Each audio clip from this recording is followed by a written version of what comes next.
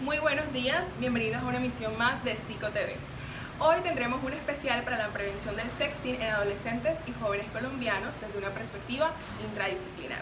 Gracias por sintonizarnos una vez más. Les saluda Angie Araujo. Sin más preámbulos, vamos con el informativo de hoy. Hola, hoy hablaremos de un tema muy interesante, la intradisciplinariedad. Pero antes, es necesario hacer una aproximación conceptual para poder entender este término.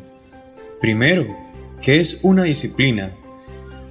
Según el filósofo y sociólogo francés Edgar Morin, es una categoría organizadora dentro del conocimiento científico. Segundo, ¿qué es disciplinariedad? Citando a Alfonso Borrero, la define de la siguiente manera: es la exploración realizada en un conjunto homogéneo con el fin de producir nuevos conocimientos. Por tanto, la intradisciplinariedad es aquella que permite establecer las dinámicas internas de la ciencia. En esta solo se dialogan los representantes de la disciplina o de la ciencia, tratando de no involucrar en primera instancia a las demás. Asimismo, es lo interno de una disciplina, es decir, la interrelación entre los diferentes campos o contenidos de la misma. Por ejemplo, cómo se trabaja mancomunadamente desde la psicología, que es la disciplina, entre los distintos campos que observamos en pantalla: psicología clínica, psicología social, psicología educativa.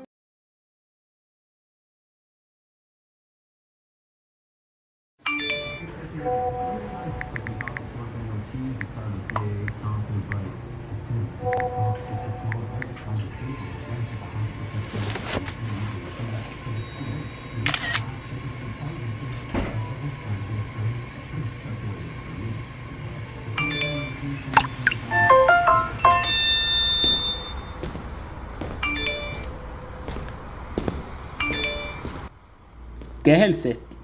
El sexting, según el Instituto Colombiano del Bienestar Familiar, lo define de la siguiente manera. Se refiere al envío de fotos o videos realizados por el protagonista a otra persona. La importancia que adquiere esta práctica se debe a que ha sido naturalizada por parte de los adolescentes y de los adultos jóvenes. La expresión sexting es comúnmente usada para definir el intercambio de mensajes con contenido de carácter sexual, ya sean de texto o imágenes, a través de herramientas tecnológicas. Conviene destacar también el reciente estudio de la Policía Nacional en colaboración con la Universidad de La Sabana. Se pueden establecer los riesgos legales del sexting teniendo claridad de las leyes que usan el uso abusivo de este fenómeno y cuando se constituye como delito. También arrojaron dónde acudir y cómo denunciar si pasas por esta problemática, ya que esta investigación arrojó, según cifras del Gaula, que el nivel de denuncia no llega a 10%. Asimismo, el rango de edad más frecuente que existe en el sexting oscila entre los 15 y 28 años. Hoy, para abordar este tema, tenemos como invitado a diferentes campos de la psicología para que de manera mancomunada se profundice este fenómeno.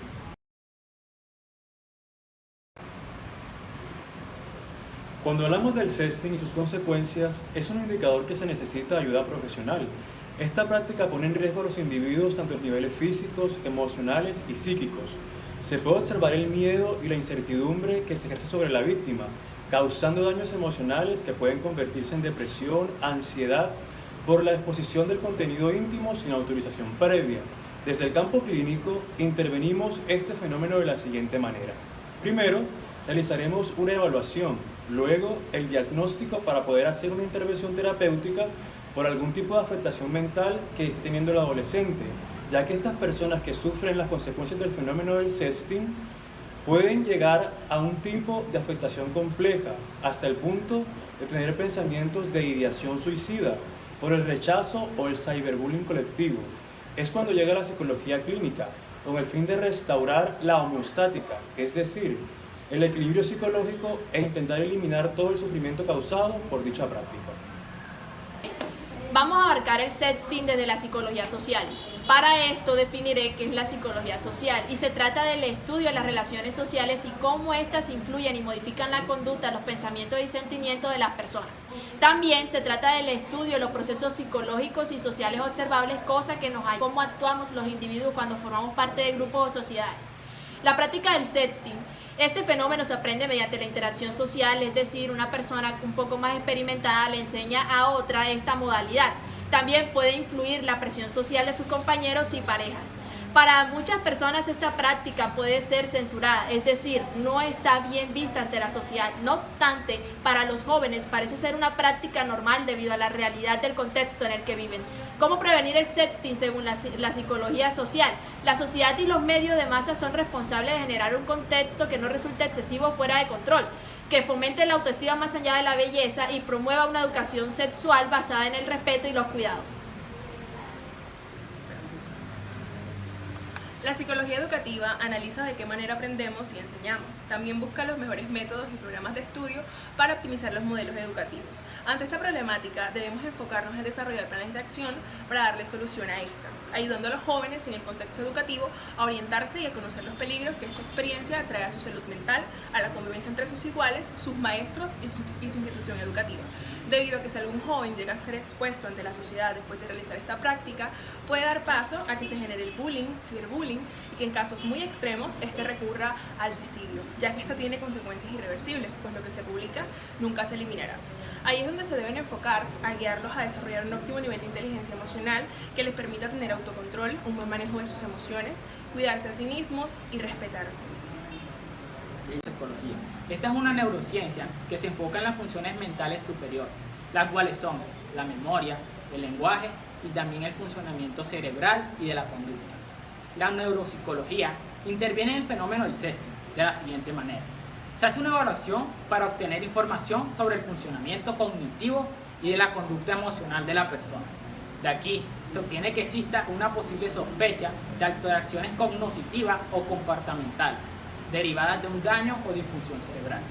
Luego, prosigue la intervención neuropsicológica, que a partir de datos anteriormente obtenidos, desarrollados con la evaluación, se hace una rehabilitación del proceso cognitivo, un tratamiento a problemas emocionales.